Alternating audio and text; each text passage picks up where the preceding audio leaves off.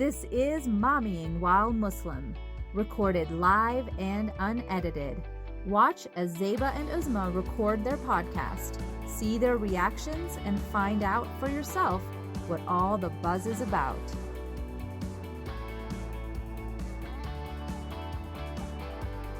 This episode of Momming While Muslim is brought to you by Guidance Residential.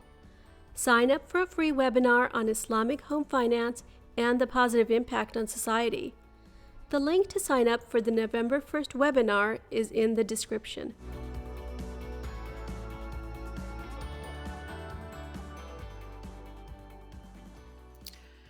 Assalamu alaikum, everyone. Welcome to another episode of Momming While Muslim podcast. This is Uzma Jafri. And this is Zaiba Hasan. How are you, my dearest Uzma? I am doing great. I am just popping up the information on the Guidance Residential webinar onto our comments so people can sign up. Super I'm really easy. looking forward Takes to that 4 panel. seconds.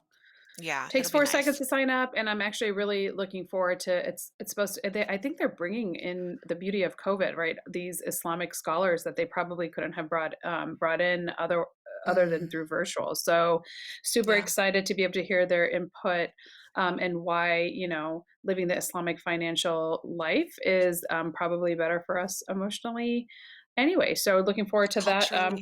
webinar culturally. Looking forward to that Yeah. webinar on November 1st, I believe it is. Lots of education this week, like at Podcast Movement. What did you think of it so I feel like far? I'm back. I feel like I'm back at school, and Yeah, taking and the notes. beauty is when you super taking note. Well, Osma's taking notes. I'm sending her 1 or 2 liner texts because She's sending me that's screenshots. I'm sending you screenshots because I'm like she can add that to our notes. No, I love that Osma's like we're obviously very different in our approaches to things, and so I'm always like, okay, this is a good idea. Let's do this. We always want to make sure that we're bringing you the right content, and so we are attending the virtual podcast conference right now, and I think it was supposed to be in Dallas this year, but because of COVID we're able to do it virtually. And I have to tell you, like, it's so fun to be able to kind of be with people that know what you're going through, and to be able to provide you some guidance, to kind of help you through some of the obviously questions we're growing and learning along the way. So I am very much getting inspired. So, but what about you? Did you really find anything useful or interesting? I mean, what I'm finding is it's kind of like life lessons, right? The power of Mhm. asking. Because what's the worst that can True. happen if you ask for what you want, you know?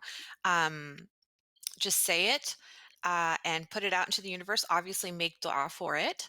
And then ask the Mhm. human being who is the vessel of God, to help you reach whatever goal it is. Because then you can, if you're so afraid of hearing no and you're so afraid of rejection, you're going to completely miss out on the power of all the yeses. And I think that Right. that's really, really important. And there's so much potential in the unknown. And if you never take a risk, you're never going to know. And I feel sorry for you. So, yeah, so we have a quote in the basketball world: "You miss 100% of the shots you do not take." Yes. Yes, I have So read that take the before. shots. Take the So shot, take the guys. shots. We did.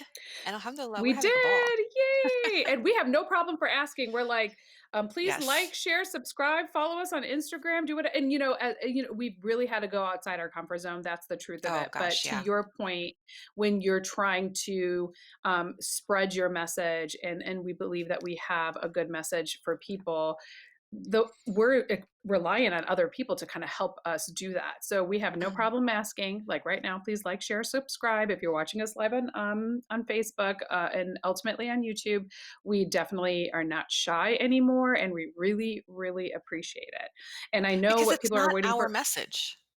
No, it's not. It's not our message. It's y'all's message, Muslim mamas, Right. Muslim American mamas. We're trying to get your message out there and do PR for you guys just as much as we are for us. And so we mentioned YouTube and Facebook, but also on Instagram. Apparently, the more Mhm. followers you have, the more like options like your account can have and like link up to stuff and do this crazy like wild fun stuff we are still learning about.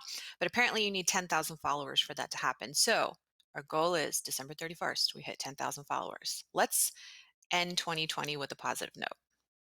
That's what we're looking for. Yes. That's our And ask. today, that is our ask. And what's the worst that could happen? Yeah. We don't hit Nothing. 10,000, but we won't We shrivel up don't and have die. We would just 5,000. really love you guys to help us get there. So please do that. Look for us on IG, Facebook, Insta, whatever. What else? We're everywhere. So just find Everywhere. us, Momming While Twitter, Muslim. LinkedIn. Yeah. LinkedIn, though we don't really use LinkedIn as often, but we're Mm-mm. trying. We're really trying. So thank you guys so much for being so supportive for the people that we do have right now. We definitely appreciate it, and Love I know you. people always get excited for this portion of our podcast called Uzma's Soapbox. So Uzma, what is our soapbox for this week? I'm I so am flattered. looking forward to this. Yeah, no, I don't know that this is necessarily something that you would look forward to, soapbox in general, but today's specifically is kind of macabre. So this week, not American news, but in France, a teacher, I believe a college teacher, was decapitated by an 18-year-old man. Hmm. 10 days after President Macron, I want to say macaroon, but I'm sure that's not how you pronounce it. President Macron of France said, "Hey, we have this internal threat of Islamist terrorism in our midst, and we need to expunge it." Now, I don't know what the French word for expunge is, but the translation was the internal Islamist French threat needs to be expunged. 10 days later, this teacher presents, I believe it was the old Charlie Hebdo cartoons about Prophet Muhammad, Mm-hmm. peace be upon him. And there was a lot of outcry, and an 18-year-old man showed up and cut his head off, murdered him in cold blood. Well, so now the president of France has this sweeping raids of masjids, houses of worship, and Muslim aid organizations, primarily, kind of like what America did post 9/11, right? And they took in 200 men. 180 Muslim men now are facing trial for having terrorist ties, and they're going to be deported. These are all people who immigrated to France at some point. I don't know how many are naturalized citizens. The 18-year-old who actually murdered Mr. Matty, the teacher, or Mati, I don't know how you pronounce it, rest in peace. Um, he is from Chechnya and migrated to France as a child. No record, not on any French anti terrorism radar, but magically shows up 10 days after the president says there's an internal Islamist threat.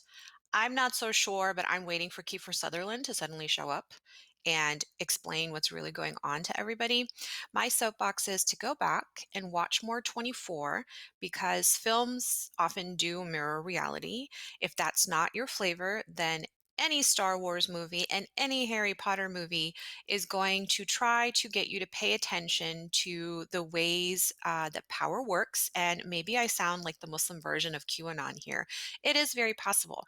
But I think it's important to pay attention to the series of events and the way that they happen, because as Muslim Americans, we know that after 9/11 happened and the Patriot Act was passed, these same kind of raids happen. And these mass deportations happen to our favorite prison in the world, Guantanamo, um, where we still have a handful of people there without charges and held for an indefinite amount of time because apparently it's legal to do that.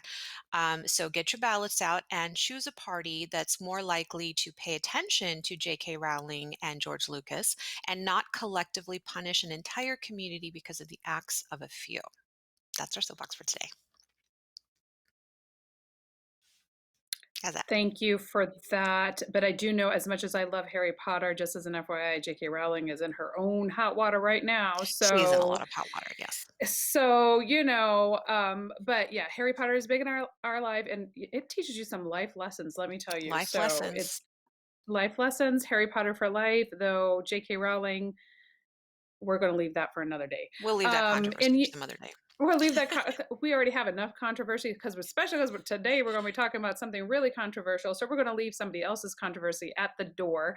And Mhm. we had to reschedule this regularly scheduled program today, where we were going to be continuing our Women's Health month, and we're going to be doing that on some level. But moms, we have to be flexible, and we're like, let's get this done. And we've been kind of talking about this particular topic behind closed doors over text, kind of chit chatting about it, and came to realize that we actually fundamentally think about this very differently. And I just want to say right now, we are not Islamic leaders. We're not scholars. We're not trying to tell you this is what Islam is trying to say. But what we are going to tell you is based on our own personal belief systems, how we actually feel individually as individuals about abortion. And we will touch a little bit about Roe versus Wade. So if you do have kids in the room and that you don't necessarily want them to hear this, we respect all of your personal family decisions. You need to go take them out of the room if you need to. But the reality of the situation is it is a taboo topic that we don't necessarily talk about in the Islamic realm. And we are giving you our own individual American Muslim mom perspectives on abortion. And the one thing I wanted to say is it's not necessarily our differences that can divide us, but it's our judgments about each other that do. And so, what Uzma and I are going to do today is talk about our differences because we do have them, but Mhm. we are not going to judge each other because Momming While Muslim is a judge free zone. And we really want to make it a safe space for people to talk about their issues and their thought processes. And, it's Hasan versus Jafri on Roe versus Wade today. So excited. And I totally believe this is a continuation of our women's health series because this is a very important women's health topic. And many Muslim women in the community either are compelled to have an abortion for medical reasons, or it's something they choose to do. And they choose not to share because they probably don't have the safe spaces to go in order to share it. So we're going to talk about it, even though I'm not going to ask you personally if you've had one. I've No, never the had answer one. would be no. Yeah, I've never had one, but because I've been involved in abortions, I think it's important for me to talk about it. So I'm Okay. super I psyched. definitely appreciate it. So you're psyched and I'm just kind of like, "Oh my lord." She's Well, let's nervous. see where this goes. But why don't we tell the audience why this conversation started in the first place? So it's a really funny thing in my house. My husband and I, we very openly we're self-described moderate. So we err on the side literally in the central and probably a little bit towards the right of center. That's the truth of it. My daughter is very far left leaning, and my son is Alex P. Keaton. Okay, For people who don't and know who it's Alex P. Keaton is, because we have that he generation is here. we do have that generation, and he is like super conservative, obviously anti-Trump conservative, but he's like, he's very much about like conservative issues and conservative rights. And I love the fact that we have provided, and I'm going to pat myself on the back, a Good safe job. space for all of my kids to have different opinions, and be able to live in the same house. And we do, but what it does do is it fosters some heated debates, sometimes heated, sometimes not so heated. And this was in relation to a particular story that my daughter put on Instagram about, I can't tell you exactly what it was about, but it was essentially like men have no right at all to female bodies. And unless you have a vagina, then you need to keep your mouth shut. And so my son Sounds like brought it someone up to posted. the yeah, exactly. Well, exactly. She posted this, and again, Okay. as long as it's not vulgar or going against people, like she has a right to her opinion. But Hmm. if you are going to have a strong opinion, you have to know that people are going to ask you about it and question you Right. about it. And her brother brought it up, and he's like, Zara, like, so let's say I'm in a relationship and I'm married, and my wife decides to get an abortion, but it's my baby as well. So you're going to say I don't have a right, and she decides I just don't want it because it's just not convenient for me. She's a right to go get the abortion without consulting me.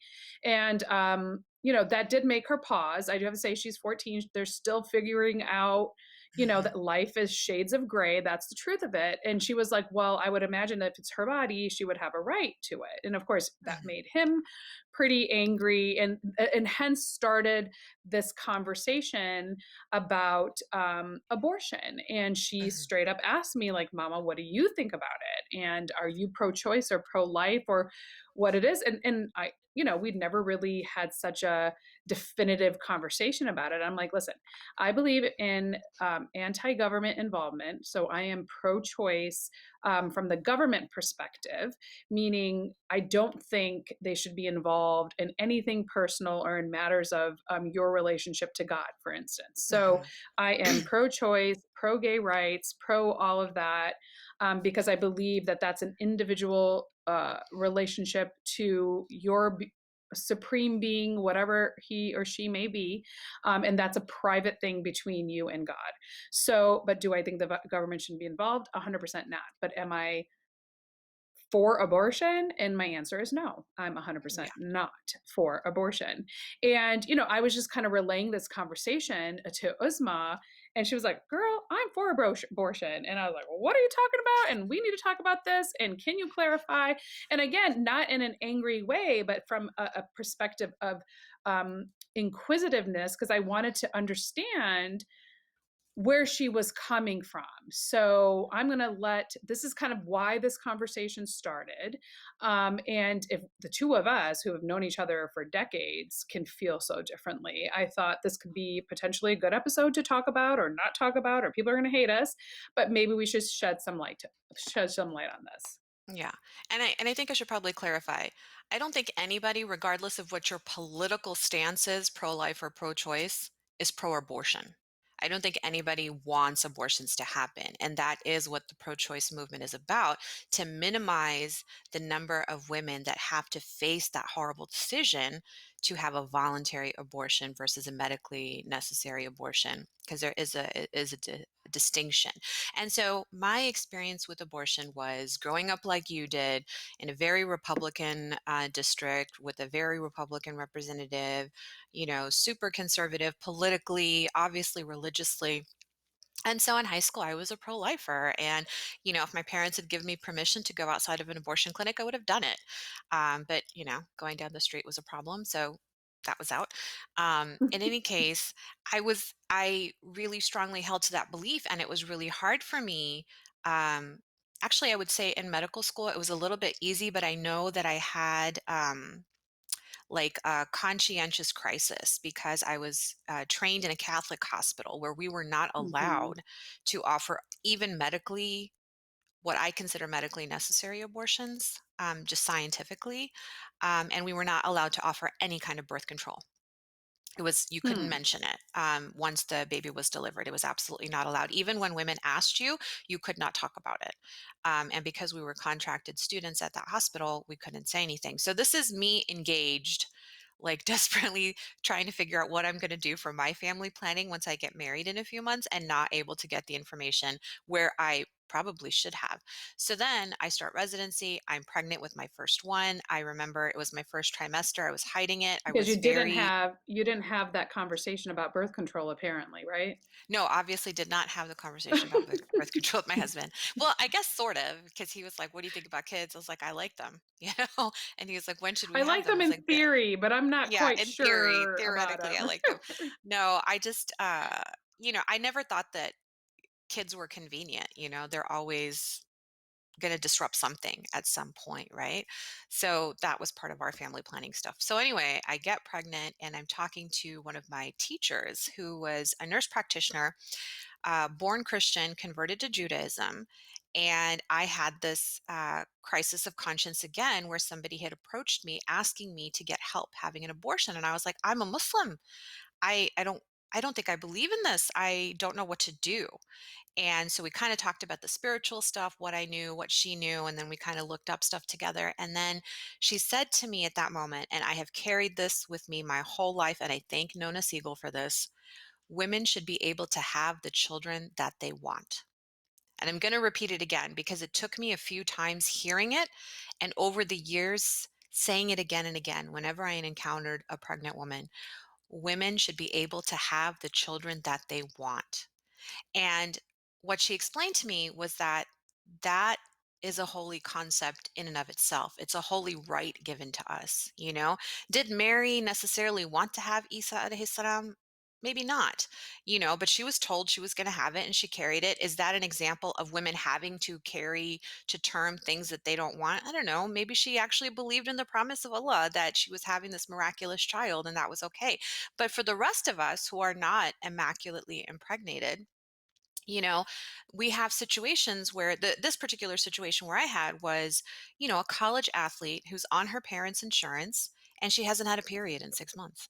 And I'm Mm. like, girl, oh, but I'm not sexually active. And I'm like, well, unless you're the Virgin Mary, we need to do a pregnancy test, which she had done her research. And she was like, you can't do a urine pregnancy test because it's going to show up on my parents' bill on insurance and they're going to know.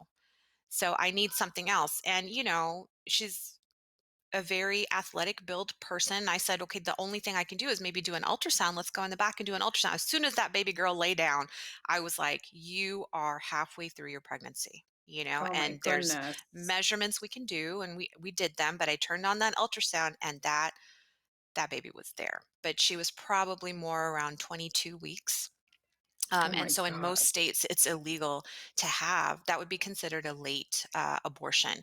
And Yeah, finding late term practitioners who are abortion. willing to do that is really, really difficult. So that's why I approached Nona in the first place. Like, I don't know. She's asking me what she can do.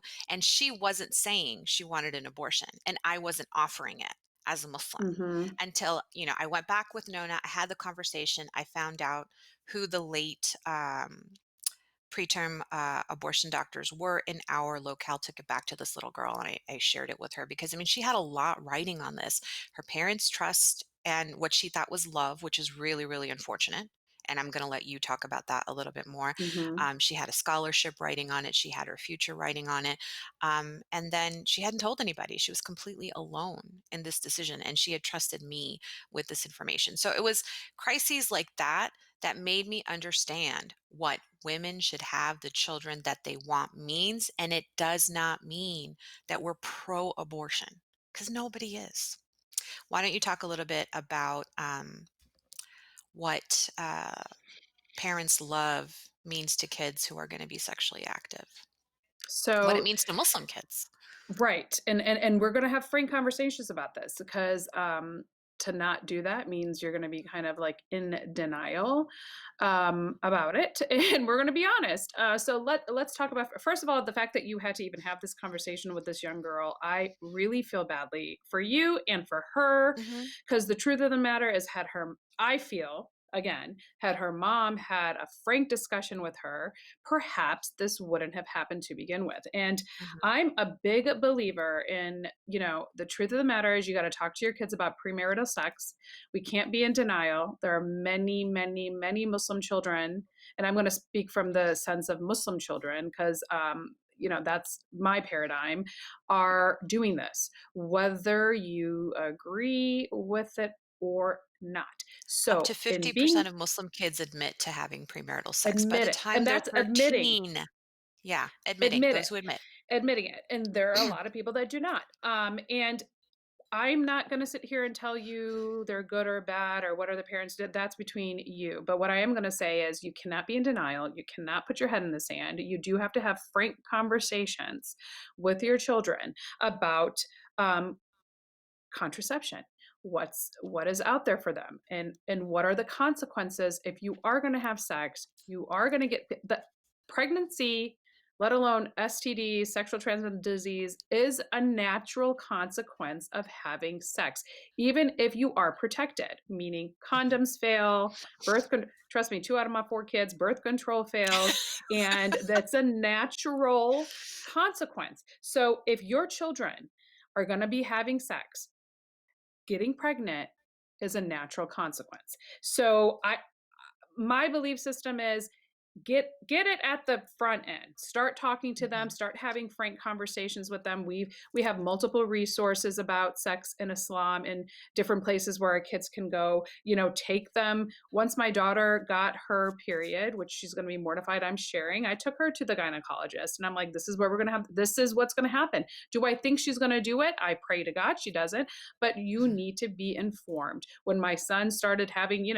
those types of conversations with me, we had a very frank conversation about this. Like, it's not even about the STDs, it's about having a responsibility for life or making a choice like abortion that will live with you on some levels for life. So Yes. this is Yes. why for me, like Planned Parenthood and these types of things, like I feel are huge in our communities. And I know it's not a popular thing to say, but they only like 2 to 3% of their offerings are abortion related. The rest is about sexual, teaching your kids about sexual health, about providing care for kids that don't necessarily have insurance. So I'm about getting to people from the beginning and not being in denial that your children are sneaking out of the house and doing what they need to do. And if you, I feel like the statistics, I'm looking up the statistics right now, but if we are open about birth control,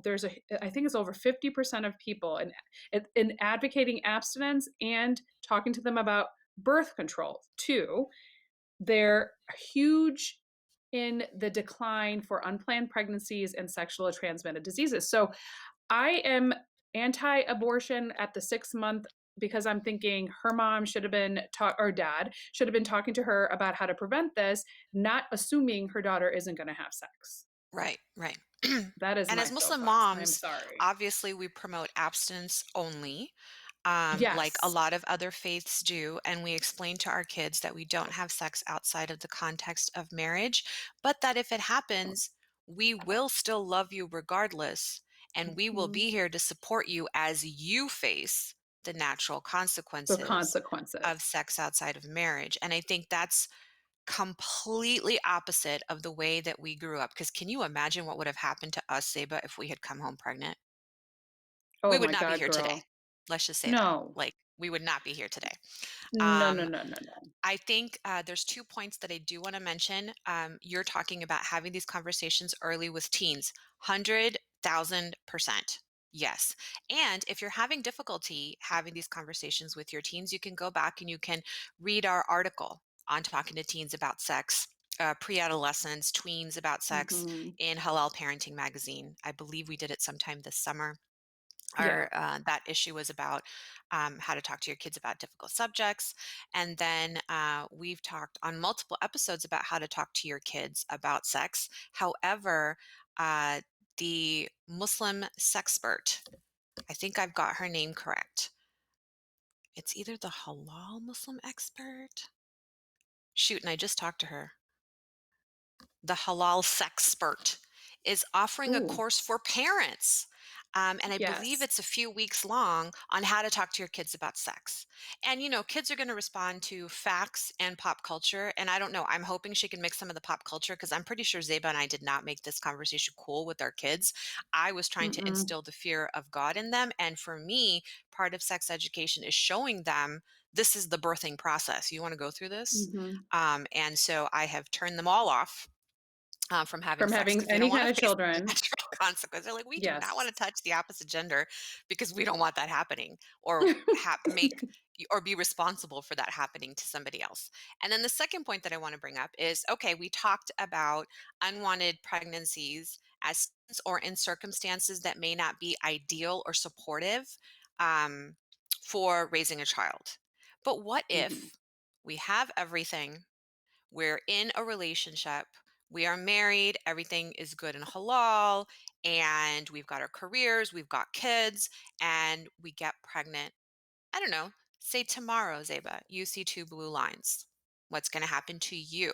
A stable, quote unquote, quote unquote, happy, quote unquote, successful woman mom now. What would you do? I would keep the baby, and I'd say, "This is what God wants me to have," and apparently first of all, it would be a miracle because I got my husband. On I multiple would be like the levels. virgin on multiple levels. So, like, let's say that because part of the birth control process in Islam is okay with birth control, FYI. But part of that is I didn't want to do that. So my husband was nice enough to take care of that situation on his own. So I think he would be shocked in chagrin And he'd want his money if that back would from the happen. urologist. But exactly. But if it were to happen, I'd say this is what God has intended to me. And despite, and it would topsy-turvy my life. I'm just gonna be honest about that. But I would keep the baby. This was what God wanted me to do. And I think we have a Mhm. question that's saying, what is a good age to start talking to children about sex in general? It's when they're old enough to ask you. It's in 2, in certain circumstances. Two, three, 2. you start talking to them about their own body autonomy, giving them the Mhm. appropriate names for their private areas, so that if something happens to them, they will come to you and talk to you, and understanding that they have a right to their own bodies. And you start doing that at one or two. And even if you're still cleaning their butts or doing like right now I still clean my baby's bottoms. I literally say, mama's gonna clean your butt now, and I'm just letting you know. Giving them the option and the right to their body is the number one thing I think parents should be teaching their children. And that starts the conversation. You will start noticing them. We're going to get off topic, but you're going to start noticing them possibly touching themselves and doing those Mhm. types of things, and never making them feel shameful. Like there's Mm-mm. bathroom behavior, and don't be touching your, we call it no, don't be touching your penis while you're watching a cartoon in the middle of the living room. I don't want to see that. Nobody wants to see that. So go to the bathroom and do that. And this is why. And then when they start asking you, age appropriate answers and responses Yeah. allows them the opportunity to feel safe and comfortable to come to you later. And that Mhm. is what you're starting to develop those types of relationships with your kids early, in a non-shame based way, so that they can't come to you later. But as far as abortion is concerned, if I got pregnant tomorrow, I'd say, first of all, oh my God, I will be tired as all get out. But Mhm. I'll pray for a girl and Yeah. say, this is what was meant to be. But what about Yeah. you? Would you do that? Because I know you have been scared a couple times, because Mhm. we're not going to talk about why. But I'm like, Yeah. girl, if you're going to get scared, you have to think about this. Like you need to either get fixed or get the hubby fixed or something. What would you do in Yeah. a circumstance Yeah. like We're a that? work in Because you have a process. lot going on. Yeah. And so this is where I think we categorically differ. And that's where if I had Yes. a pregnancy test that was positive at this point, I would choose not to carry that to term. And I wouldn't try to find out, is there something wrong? Is, anything happening? I do not want to have another child. Like what I have is perfect. And alhamdulillah, I have more than I ever asked for because I asked Allah for one normal child. That's all I wanted. And He blessed me so many times over. And while I also would have loved to have another daughter, I do not want to physically carry another human being in my body because, I have not had I've had, alhamdulillah, great pregnancies and relatively good deliveries. I have nothing to complain about, but I'm older. I have a couple of conditions that I don't want to exacerbate by having a pregnancy, by having a child. As much as I love breastfeeding and nursing, and as much as I miss it, I do not want to do it again. That is a lot of work because those first 2 years are like on hold. I've put off my career so many times because of kids, Hmm. and now I'm in a very happy place. It would turn everything upside down again.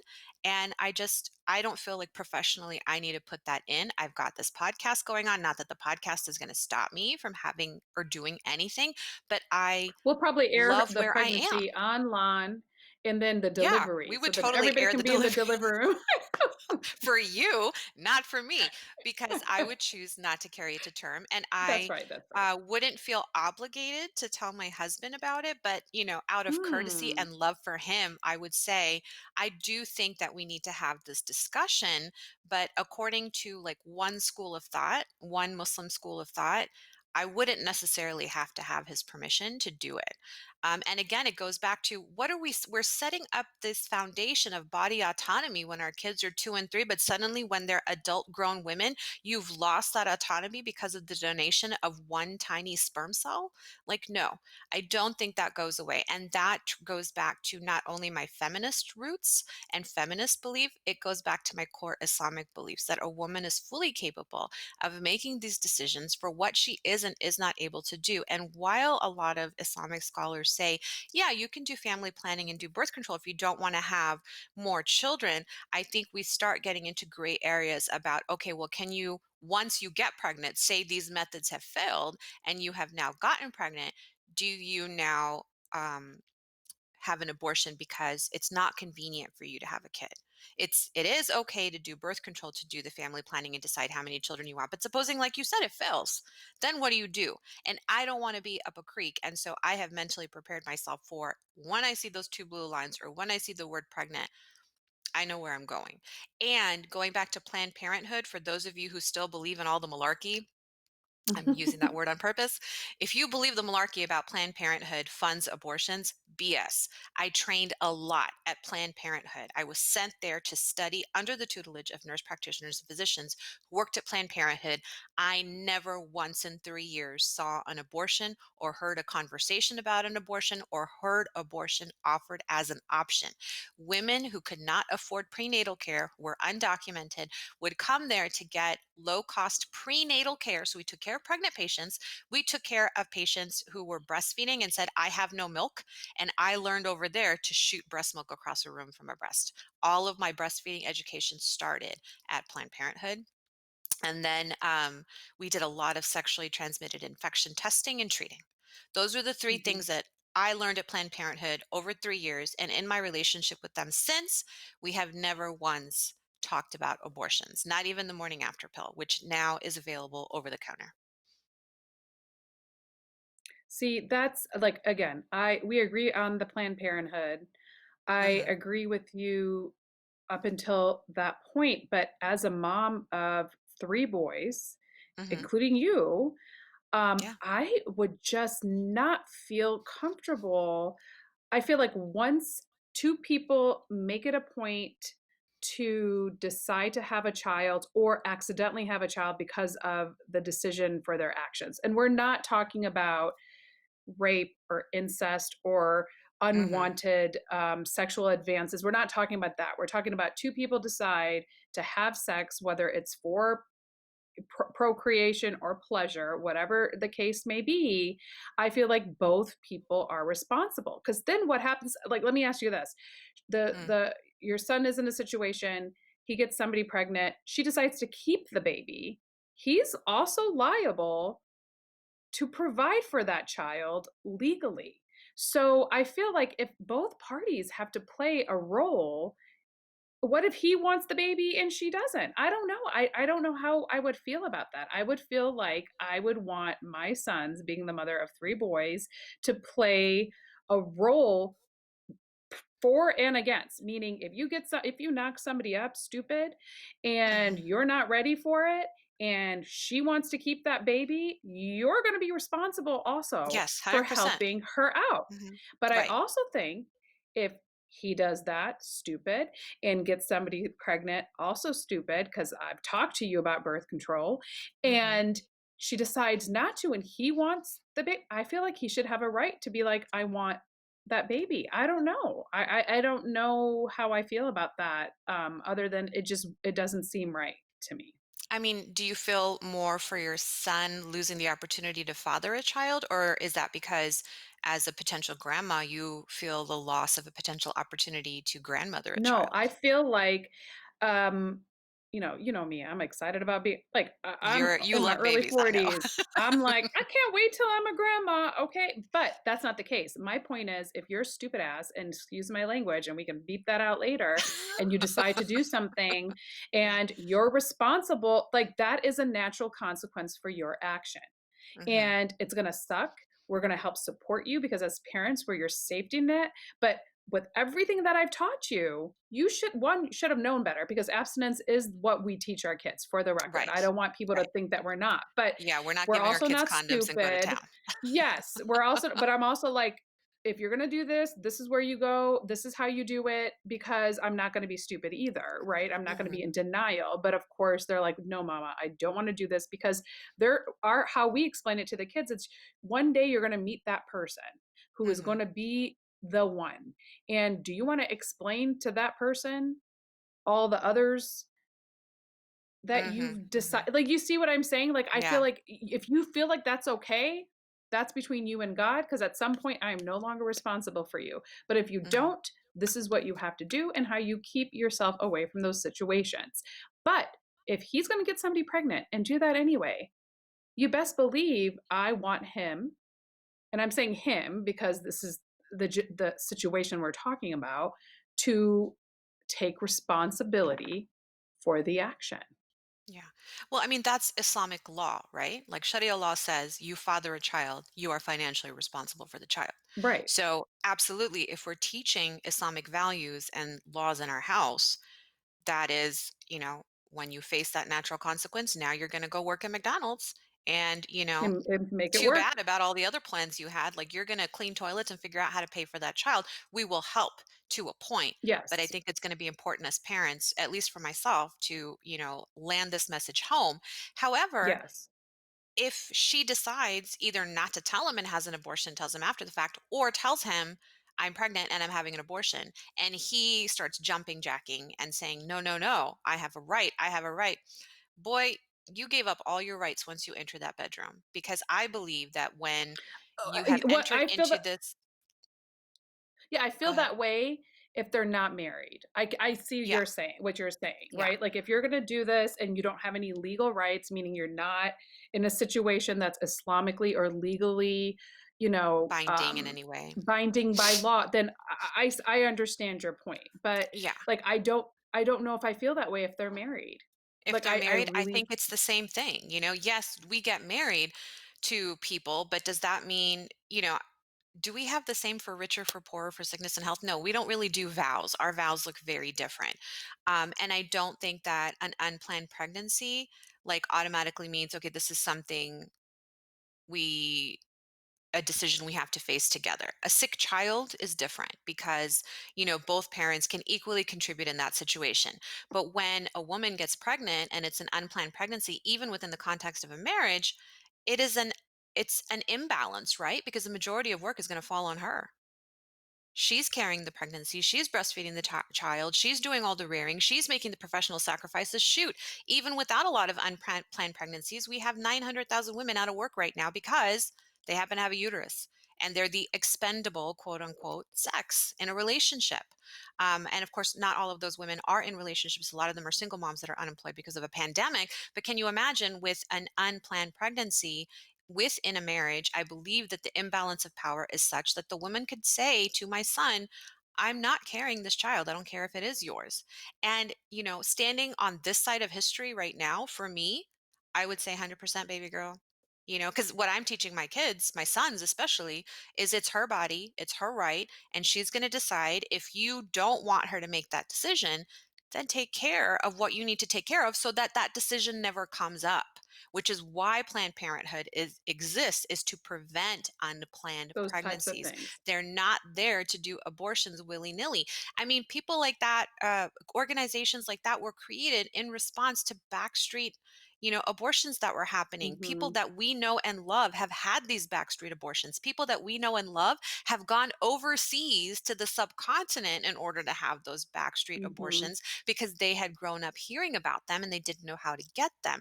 And they grew up in the days where there was no birth control. So you didn't have that option. And that's why a lot of our families grew up in poverty. And I understand With the we 12, don't 13 prevent kids. pregnancies to out of fear of poverty. That is straight up haram or forbidden in Islam. We're talking about something completely different now. We have access to all of the science, we have access to everything, but we have laws that we face in this country that hinder our ability to make those choices. And sometimes we have cultural baggage within our community that prevents us from having frank and open discussions and feeling safe making decisions about our bodies within the context of our religion. Does that make sense? No, I totally agree. And we're sharing in our show notes like actual scholarly types of institutions that have spoken about this. So Mhm. again, we're just talking about these are our personal opinions. No And fatwa here. no, and where this particular circumstance, and as much as I love Uzma, I'm just going to agree to disagree because I don't know if I feel that feel that way, and I Right. and I feel like, and honestly, like It's okay if you maybe I'm a don't. hypocrite. Yeah, and maybe I'm a hypocrite. Maybe if it happened to my daughter, I would feel a little bit differently. I don't know Mhm. because she would have more so I do have to say I'm hypocritical in my own mental thought processes just because it is very hard to wrap your brain around your kids being sexually active, period. So, Mhm. if having to be faced with that, like, what would I do or say? These are all hypothetical situations because I'm blessed that right now it's not happening. And but again, I don't wanna be that stupid person that's in denial about it either because I used to have, multiple quote unquote "hijabi" friends growing up that would use me as, their alibi while they went and did their things, Yeah. and hence giving me a bad reputation, but that's a whole 'nother topic. So I am fully aware of what people are doing. So I just this is just one of those topics, which is why I think it is so emotional and so to the Mhm. core. People feel very strongly about it. Would I, you know, vote on that one issue, which is what a lot Mm. of people do. Like they're Mhm. single issue voters, specifically geared towards abortion. Listen, Mhm. people are going to do it anyway. Like Uzma says, they were going behind the scenes, back alleys, getting sick, dying in the process. So, does Roe versus Wade, the opportunity to have safe, healthy places where women can go, I am 100% on board with that, 130%. But I just feel like with a little bit of that pre work and that pre understanding, perhaps we can make it more so that we can prevent it versus going down that route, if that makes sense. But I'm also one of those that I would have a house. I would just create a house and I would be perfectly fine if people drop their babies off at my house and I would raise them. I mean, I just feel like I was meant to have like 1,000 children. So, and I feel like, that's kind of where I'm There coming was an from. old So woman again, who lived in a shoe. the issue, she had so many children, she didn't know what to do. And sometimes I feel like that in my soul. So I just don't know if I could just agree to do that. And I'm Like, not I would asking you feel to too agree. I'm badly just, about it. this was my stance. I was like, well, I think Zara's right. Yeah. No uterus, no opinion. And So, she's like, "You don't have an opinion, and you can go there." But the one thing I yeah. do wanna say to people, because I do even find it with her, and I as Mhm. a mother trying to teach her, like, the world is not black and white. So the one thing is Absolutely. people have to Mhm. understand, the world is not black and white. Like, even in the 2 candidates that we're having to face right now, they're both, you know, shades of evil, but it's like, which one is you Lesser. know, lesser Which is evil the than the smaller other. pile of crap. Yeah. Exactly, Mhm. exactly. And so, unless our entire system changes, we are going to have to make these types of conscientious choices, because it's not just black or white. Like, so I totally boggled her mind when I'm like, I'm 100% pro-choice, but I'm extremely anti-abortion, and I don't think in her brain she could wrap herself around it. And I Well, it's don't really judge hard because, like you anybody. said, we're black and white when we're that age, and with experience and with time and with more Right, information and knowledge, we arrive at a place where we realize that, even Sharia law is not something that's like blanketed and put, across the board on all Muslims. It's case by case. Even right. when it comes to abortion, like if you are facing this decision, then you would go to a scholar that you trust. And Mhm. unfortunately, the majority of them, at least the Or celebrity male. imams, are all male. So I would Mhm. highly encourage you to find a female one. And if you don't know who they Yes. are, you can go back to our Islamic Scholarship Month. Was that last month? Or the Last month month, before? Last month. And go September. back and cold call those women and be like, and they're They great will help at getting you. back to you, by the way. And if they don't know the answers, they're going to refer you to somebody else because it's these kinds of issues. Like, what do you do in a, like we said, quote unquote, stable situation where you just don't want to have this pregnancy? Like, I'm done. And I'm perfectly comfortable, facing my Allah and saying, yeah, I understand the sanctity of life in Islam and I understand how it's important that once the soul is breathed into it, I get all of that. Obviously, I'm not going to seek like a late term abortion. I mean, I think obviously I'm not. I don't know. Actually, I don't know the answer to that. But certainly I know enough about my own body to know pretty quickly when I'm pregnant. And so it would be early and I would comfortably be able to say to Allah subhanahu wa ta'ala, for me personally, I will not do justice to this child, and I certainly will not be able to do justice to the children that I currently have and the life I currently have and have cultivated through your mercy and through your barakah that you've given me. I would not be able to continue. Is that not having faith in Allah subhanahu wa ta'ala? Like, I know some people are listening and saying, oh, but then you're not having faith in Allah subhanahu wa ta'ala for making things easy for you after he made them hard.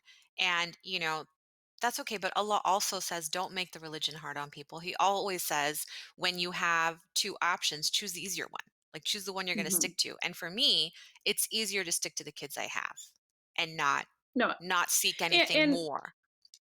you're 100%. I get that, and I think if you do go and look up Islamic abortion, and there are, like I said, so many um, institutes that have given their Islamic scholarly opinions. A majority of them do say it is permissible, right, until 40 days or up until I think it's 120, where they claim. The what is it? Ensoulment? Is that the Yeah, word? Where the ensoulment, when Allah subhanahu wa soul ta'ala breathes the soul breathes into the the soul, and baby, that's around a into the fetus. 120.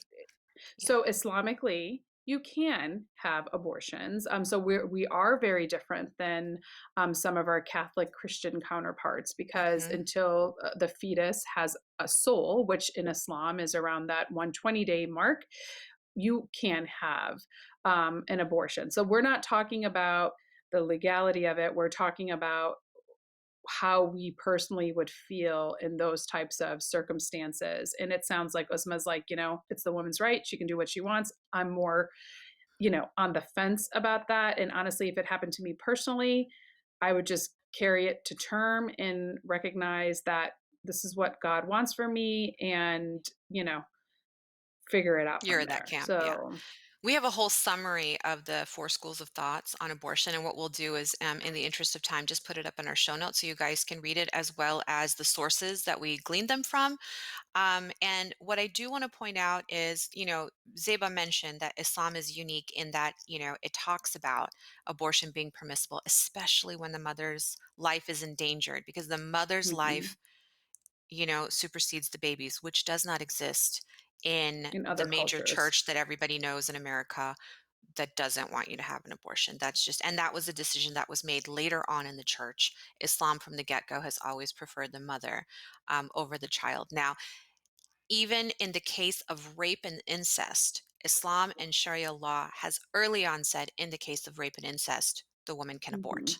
Now, even though we live in America, a democracy where there is separation of church and state, we had the Hyde Amendment in 1976 that withheld federal funding from abortions, Medicaid in particular. And that excluded 20% of American women from having abortions. In 1994, the Hyde Amendment finally said, okay, in cases of rape and incest, we will pay. We will let the government pay. So when we say government shouldn't reach into our uteruses and into our ovaries, what we're saying is they don't have the right to say it, but they do need to fund it because healthcare is a national obligation. Public health is a federal issue.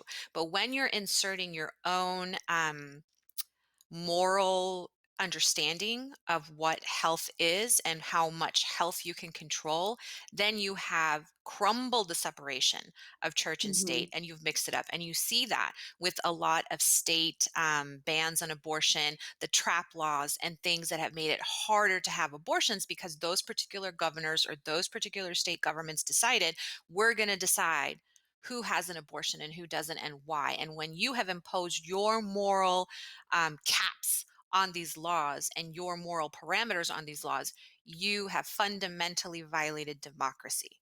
And so that's where I say, call out the hypocrisy and no more. That's not okay. As a Muslim, as an American, I believe that is fundamentally wrong.